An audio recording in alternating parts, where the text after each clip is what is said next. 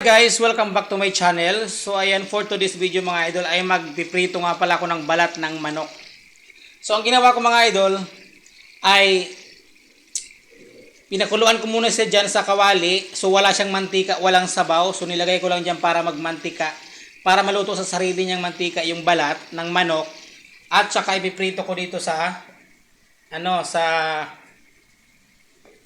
ipiprito ko dito ng bukod para ma-toasted or mag-crispy yung ating balat. So ayan mga idol, tingnan niyo yung aking gagawin. Ayan, so maglagay tayo ng kaunting mantika lang mga idol.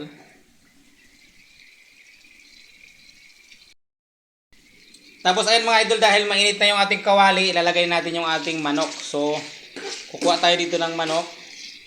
Medyo patuloy natin ng bahagya lang.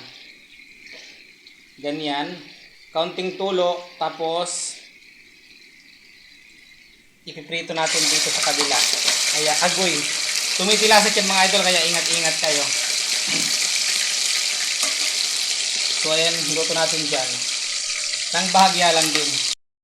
Kailangan dito guys, kailangan dito ay medium yung ating apoy para mabilis siya makrispy.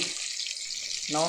Kailangan medium yung apoy natin para mabilis siya makrispy, or kailangan medyo malakas yung ating apoy dito sa kabila para mabilis siya makrispy. Ayan. So, agoy. Tumitilas. So, ayan na nga guys, crispy na yung ating, or malutong na yung ating balat. Kuhanin na natin. So, ganyan lang po yung pagluto mga idol.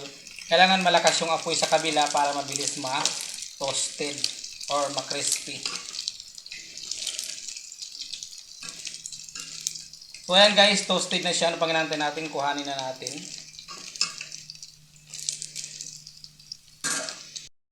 So ayan na guys, yung akin nilutong unang salang ko. At ito naman yung pangalawang salang. Oh. So sa una lang siya magtitilasik, pero sa una lang magtatalsik yung mantika paglagay mo, pero pagtapos mo lagay ay hindi siya magtatalsik. So ganyan lang guys ang gagawin nyo. Halo-haloin. Hanggang sa ma-toasted. So kailangan patuloy yung paghalo para hindi siya para pantay yung pagkaluto niya.